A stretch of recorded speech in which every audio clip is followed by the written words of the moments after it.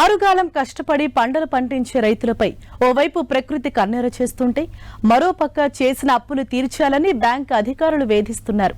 Khammam DCCB పరిధిలోని పలు బ్రాంచుల్లో రైతులు క్రాప్ లోన్లు తీసుకున్నారు. అయితే ఈ రుణాలు మాఫీ కాకపోవడంతో రైతులకు బ్యాంక్ అధికారులు నోటీసులు పంపించారు. కొందరి రైతుల పొలాల్లో జెండాలు పాతారు. దీనికి సంబంధించి మరింత సమాచారం మా ప్రతినిధి సైదులు అందిస్తారు. ఒకవైపు ప్రకృతి కన్నెర చేస్తుంది, మరోవైపు అధిక వర్షాలతో పంటలు ఎండిపోతున్నాయి.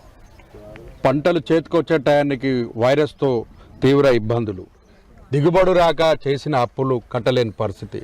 వెరసి బ్యాంకుల్లో అప్పులు తీసుకున్న రైతుల పరిస్థితి అగమ్య గోచరంగా తయారైంది. ఉమ్మడి ఖమ్మం జిల్లాలోని పలు ప్రాంతాల్లో డీసీసీబీ బ్యాంకు, ఆంధ్ర బ్యాంకు నుండి ఇతర బ్యాంకుల నుండి తీసుకున్నటువంటి అప్పులు చెల్లించాలని నేరుగా బ్యాంక్ అధికారులు రైతుల పంట పొలాల్లో ఎర్రజెండాలు పాతున్నారు. ఎర్రజెండాలు పాట మొత్తం కూడా భూములన్నీ వేలం వేస్తామని కూడా హెచ్చరికలు జారీ చేస్తున్న పరిస్థితి అయితే మనం చూస్తున్నాం. ప్రస్తుతం మనం పాలేరు నియోజకవర్గంలోని నేలకొండపల్లి గ్రామం, ఇక్కడ కోనాయిగూడెం గ్రామంలో ఉన్న ఈ కోనాయిగూడెం గ్రామంకి సంబంధించి మనం చూస్తున్నటువంటి భూముల్లోనే ఎర్రజెండాలు బ్యాంక్ అధికారులు పాతారు. దాదాపు 20 మందికి కూడా నోటీసులు పంపించారు. అసలు నోటీసులు పంపించడానికి వారు ఎంచినటువంటి బ్యాంక్ అధికారులు ఏం చెప్తున్నారో అడిగి తెలుసుకునేందుకు మనతో పాటు రైతులు ఉన్నారు. సార్ చెప్పండి, ప్రధానంగా ఎన్ని ఎకరాలు సాగు చేస్తున్నారు, ఎంత బ్యాంకులో అప్పు తీసుకున్నారు? ఖమ్మం జిల్లా నేలకొండపల్లి మండలం కోనాయిగూడెం గ్రామం ఉండి మేకల వెంకటేశ్వరుని 5 ఎకరాల భూమి ఉంది సార్. నాకు 5 ఎకరాల భూమిలో కౌలుకి కొంత చేస్తున్నాము. కొంత రుణమాఫీ కోసం అవుతుందో అంటే రుణమాఫీ కాలేదు సార్. నాకు హార్ట్ అటాక్ ఈ మధ్య 2 నెలల క్రితం వచ్చింది. దానికి ఒక 2.5 లక్షలు ఖర్చు అయినాయి సార్. ఈ మాఫీ కాలేదని బ్యాంకుల చుట్టూ తిరుగుతున్నాం. అయితే ఎగొత్తా అంటే పేర్లు రాలేదు సార్. దానికోసం తిరిగి ఇదవుతున్నాం. ఈలోగా వారం రోజుల క్రితం ఒక నోటీస్ ఇచ్చారు మేడం గారు, బ్యాంక్ డీసీసీబీ బ్యాంక్ వాళ్ళు. ఇస్తే కడతాంలే మేడం గారు అని చెప్పాము. అయినా కూడా వచ్చి ఎర్రజెండాలు బాతారు సార్. మాకు ఎన్ని లక్షల అప్పు ఉంది? 5 లక్షల. ఎంత వడ్డీ వేశారు? 5 లక్షల బాకీ ఉంది సార్. వడ్డీ కనుక ఇంకేం చెప్పలేదు. అసలు తీసుకుంది 5 లక్షలు అండి. వాటికి డబ్బులు కట్టకపోతే వారం రోజుల్లో జప్తీ చేస్తామని నోటీస్ ఇచ్చారు. 3 రోజులకే వచ్చి ఎర్రజెండాలు బాతారు సార్. ఇప్పుడు ఏంటి పరిస్థితి, అసలు భూముల పరిస్థితి ఏంటి?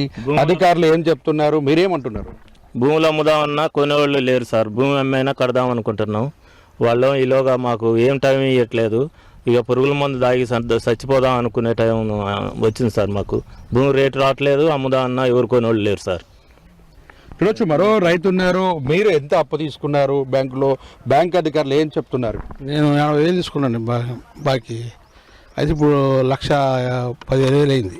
2016-17 తీసుకున్నాండి. అది కొంచెం మాఫీ చేయమని నేను కోరుతున్నది. అంటే మీకు 2 లక్షల రూపాయలు మాఫీ వర్తిస్తుందని చెప్పారు, ఇప్పుడు వర్తించలేదా? వర్తించలేదండి. నోటీస్ వచ్చింది.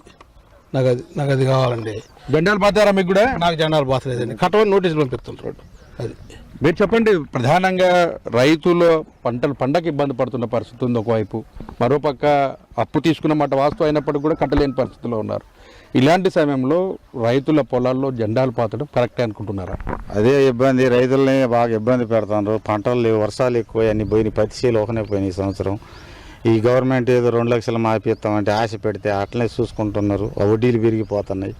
2 లక్షలకి మిగతా వడ్డీ కట్టమంటే కొంతమంది కట్టారు. చేదిరిగిన రైతులు, తిరగని వాళ్ళు అట్నే కట్టిన వాళ్ళే రాలే, కట్టని వాళ్ళే రాలే, ఎవరి రాలే. బ్యాంకు వాళ్ళ మటుకి రైతులను ఇబ్బంది పెడతారు. చూడొచ్చు, మొత్తంగా చూసుకున్నట్లయితే రైతులు మాత్రం తాము బ్యాంకులో అప్పు తీసుకున్నమాట వాస్తవమే, పంటలు పండగ కట్టలేని పరిస్థితి ఏర్పడింది. ఒకవైపు అనారోగ్య పరిస్థితితో కూడా ఆసుపత్రుల పాలై లక్షల రూపాయలు ఖర్చు పెట్టుకోవాల్సిన పరిస్థితి వచ్చిందని రైతులు ఆవేదన వ్యక్తం చేస్తున్నారు. కెమెరామెన్ విజయ్తో సైదులు, 10 టీవీ, నేలకొండపల్లి.